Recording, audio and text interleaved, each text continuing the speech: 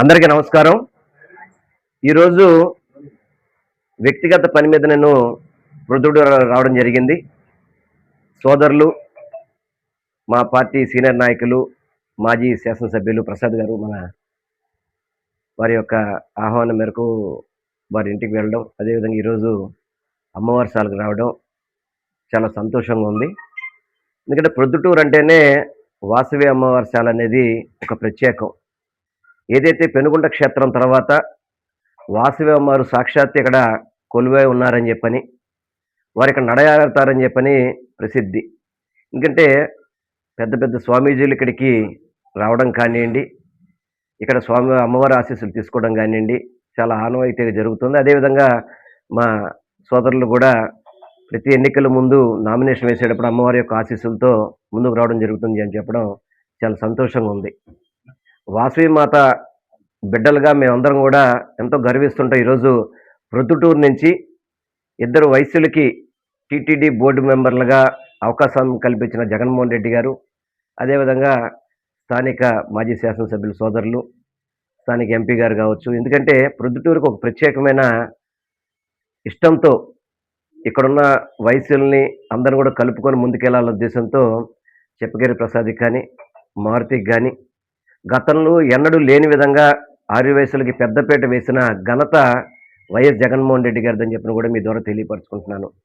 దాంతోపాటు ఆర్యవైశ్యులకి అనేక రకాలుగా సపోర్ట్ చేస్తూ ఒక టీటీడీ బోర్డు మెంబర్గానే కాదు, అనేక చైర్మన్లుగా కావచ్చు, వివిధ దేవాలయాల్లో అన్ని దేవాలయాలు ప్రముఖ దేవాలయాల్లో కూడా సభ్యులుగా వేయడం కానివ్వండి, ప్రతి ఒక్క దాంట్లో కూడా ఆర్యవైశ్యులకి పదవులు దక్కినాయంటే అది జగన్మోహన్ రెడ్డి గారి ప్రభుత్వంలోనే 2019-24 వరకు స్వర్ణయుగం అని చెప్పని చెప్పుకునే పరిస్థితి ఈరోజు ఆర్యవైశ్యుల్లో కలుగుతుంది.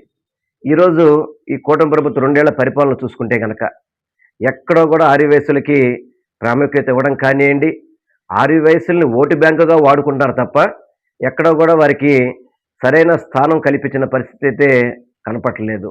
ఏదో ఒక మంత్రి ఇవ్వాలి కదని చెప్పి ఒక వ్యక్తికి మంత్రి ఇవ్వడం, ఒక ఎమ్మెల్యే టికెట్ ఇవ్వాలి కదని చెప్పి టికెట్ ఇచ్చి చేతులు తుడిపోయే పరిస్థితి కూటమి ప్రభుత్వంలో కనబడేది. కానీ జగన్మోహన్ రెడ్డి గారి హయాంలో అలా కాదు. ఆర్యవైశ్యులు అంటేనే సమాజానికి మేలు చేసేవాళ్ళు, సమాజానికి సహాయం చేసేవాళ్ళు ఒక ఆలోచనతో అన్ని చోట్ల కూడా ఎక్కడ అవకాశం ఉంటే అలా రాజకీయంగా అవకాశం కల్పించారు. అదేవిధంగా వాళ్ళకి అధికారంగా కావచ్చు, వారికి గౌరవం ఇచ్చే దాంట్లో కావచ్చు జగన్మోహన్ రెడ్డి గారు పెద్దపీట వేశారని చెప్పడానికి 2019-24 పరిపాలనే మీ అందరికీ కూడా నిదర్శనంగా తెలియపరచుకుంటున్నాను. నేను నిన్న సాయంత్రం రావడం జరిగింది ప్రొద్దుటూరుకి. వచ్చినప్పుడు ప్రొద్దుటూరు నగరంలో చాలామంది నన్ను ప్రొద్దుటూరు నగరంలో తీసుకెళ్ళి తిరపడం జరిగింది. విజయవాడ నగరంలో ఏ విధంగా అయితే డబుల్ రోడ్స్, సెంట్రల్ లైటింగ్స్ ఉన్నాయో ప్రొద్దుటూరులో వచ్చినాయంటే మా శివప్రసాద్ గారు, మా మాజీ శాసనసభ్యులు ఘనత అని చెప్పని ప్రతి ఒక్కళ్ళు కూడా రాజకీయాలకు అతీతంగా ప్రతి ఒక్కళ్ళు కూడా ప్రొద్దుటూరు అభివృద్ధి చెందిందంటే గతంలో దశాబ్దాలుగా ఇక్కడ ఎమ్మెల్యే ఉన్నప్పటికీ కూడా వాళ్ళు చేయలేని పనులన్నీ కూడా ఒక 5 సంవత్సరాలు అపోజిషన్లో ఉన్నాడు, అపోజిషన్ టైంలో ఎమ్మెల్యేగా ఏం చేయలేని పరిస్థితి.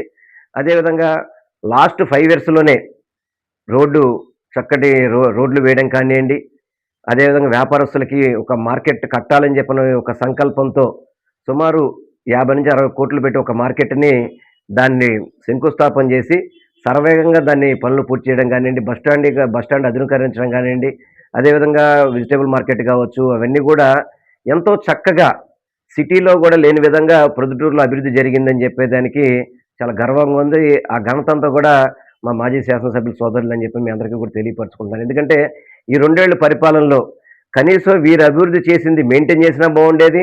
కానీ వీరు ఏదైతే అభివృద్ధి చేసింది కొంత పెండింగ్ ఉంటే ఆ పెండింగ్ వర్కులు కూడా పూర్తి చేయలే అసమర్థ ప్రభుత్వం, కూటమి ప్రభుత్వం అని చెప్పి మీ అందరికీ కూడా తెలియపరచుకుంటున్నాను. ఎందుకంటే బస్ స్టాండ్ కూడా చాలా చక్కగా ఉంది బస్ స్టాండ్ కూడా. మరి ఈ రోజు వరకు ఓపెన్ చేయలేదంటే వీళ్ళ పరిపాలన ఎలా ఉందో ఆలోచించాలా. త్రాగునీరు సమస్య విపరీతంగా ఉండేదని చెప్పి అన్నారు.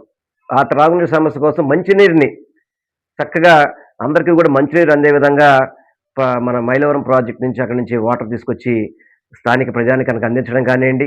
పవర్ కూడా ఇది కరెంటు కోత కూడా చెప్పేవాళ్ళు. గతంలో ఎవ్రీ సెకండ్ సాటర్డే మెయింటెనెన్స్ కోసం ఒక 2-3 అవర్స్ చెప్పి ఆపితే ఈరోజు ఎప్పుడు కరెంట్ ఉంటుందో తెలీదు, ఎప్పుడు కరెంట్ వస్తుందో తెలియని విధంగా ప్రొద్దుటూరు నగరం అంతా కూడా అల్లాడుతుందని చెప్పని ఈరోజు స్థానిక ప్రజానికం చెప్తుంటే చంద్రబాబుని, నారా లోకేష్, పవన్ కళ్యాణ్‌ని ఇక్కడికి వచ్చేసారి మీరు సమస్యలు చూడండయ్యా, అంతే తప్ప ఊరికే మీ దగ్గర కూర్చొని డబ్బాలు కొట్టేసి ఏదో మా రాష్ట్రం అభివృద్ధి చెందిపోతుందని చెప్పని రోజుకొక సూట్ వేసుకున్నోడితో, బూట్ వేసుకున్నోడితో ఫోటో దిగేసి రాష్ట్రాన్ని, రాష్ట్ర ప్రజల్ని మోసం చేసే విధంగా కూటమి పరిపాలన ఉంది తప్ప రాష్ట్రం అభివృద్ధి చెందిందన్న, సంక్షేమ పథకాల్లో ముందెళ్ళిందని కూడా అది జగన్మోహన్ రెడ్డి గారి నాయకత్వంలో జరిగిందని తెలియపరచుకుంటూ, ఇంత ప్రొద్దుటూరుని అభివృద్ధి చేసిన మా మాజీ శాసనసభ్యులు తప్పకుండా రానున్న రోజుల్లో ప్రజానీకం అదేవిధంగా మా వాసవిమాత ఆశీస్సులతో తప్పకుండా మళ్ళీ ఆయన అధికారంలోకి వస్తారు.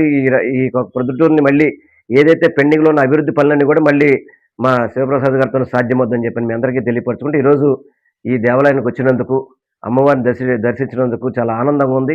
అదేవిధంగా ఆలయ కమిటీ వాళ్ళు కానీ, స్థానిక ఒక పార్టీ నాయకులు కానీ అందరూ వచ్చి స్వాగతం పలికిన సంతోషంగా ఉందని తెలియపరచుకుని, ముఖ్యంగా మా సోదరులకి, మాజీ శాసనసభ్యులకి ప్రత్యేకంగా కృతజ్ఞతలు తెలియపరచుకుంటున్నాను.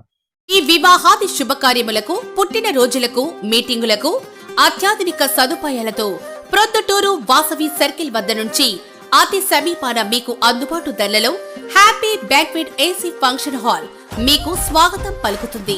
మా ఫంక్షన్ హాల్ నందు వంట సామాగ్రి మరియు విశాలమైన కార్ పార్కింగ్, అతి తక్కువ మెయింటెనెన్స్ ఖర్చుతో ఏ ఫంక్షన్ అయినా మా happy banquet AC function hall నందు జరుపుకొని ఆనందాన్ని పొందండి.